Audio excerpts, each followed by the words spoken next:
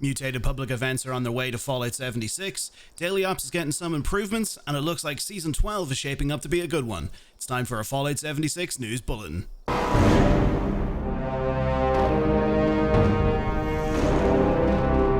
Before the holidays kicked off, there was a ton of news coming out of the PTS for Fallout 76 and the upcoming Season 12 dubbed Daring and the Cryptid Hunt.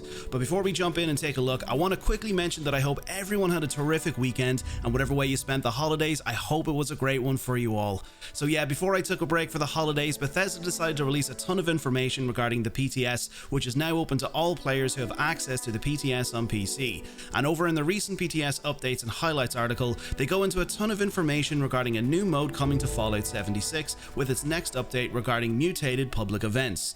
It reads, over the past 4 years, Appalachia has changed in many ways. While many of these changes are thanks to you, some of these changes are results of daily long-lasting radiation exposure to the local inhabitants, otherwise known as a normal day in the wasteland.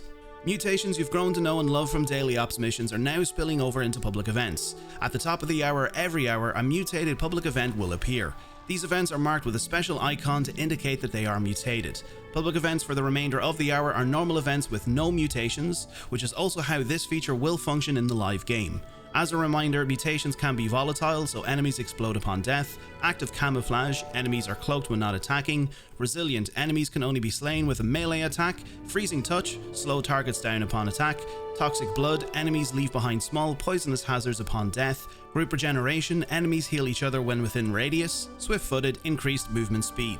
Moving on from that, Bethesda go on to mention that completing a mutated public event will net you legendary items, treasury notes, and other rewards you see in typical public events. In addition to these rewards, you'll also earn a new crafting component called infusion reagents. Infusion reagents can be combined at your chemistry workbench to create a new consumable item called infusions. Infusions have powerful effects that last for a short amount of time.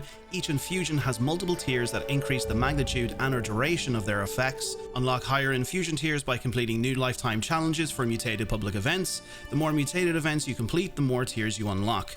In regards to infusion details, they say that currently there are 2 infusions you can try out. Steel Skin Infusion, which gains you the effect of wearing power armor for several minutes, and also the Healing Cloud Infusion, which emits a healing cloud that heals you and other friendly nearby players for several minutes.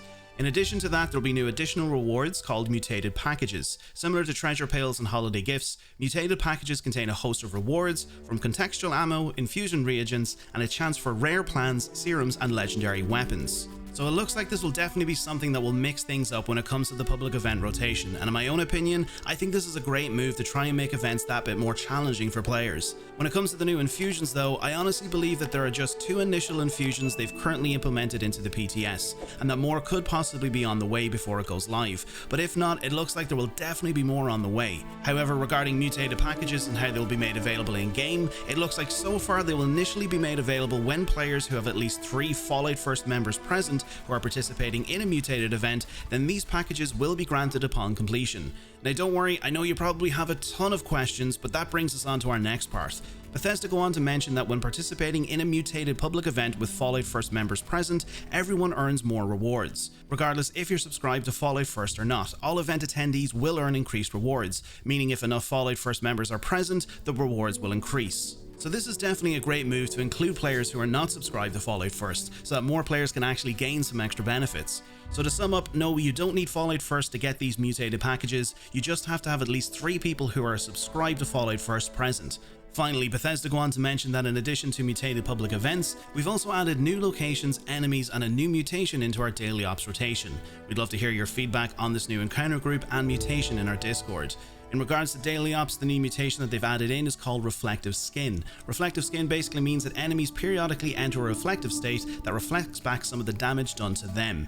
Also, Reflective Skin will be added into the mutated public event list. When it comes to the new encounter group, they've added aliens, and the new location that they've added in is the Capitol Building, the Garham Mining Headquarters, and also the Morgantown High School. This is definitely something I'm delighted they decided to do, because when it comes to Daily Ops, this mode definitely needed an update. Don't get me wrong, there's a ton of great locations and rewards available for new players, but for endgame players, this mode was becoming a little bit stale, and I honestly hope they update the mode with new rewards, as it's been quite a while since they've added anything new, so this is definitely promising.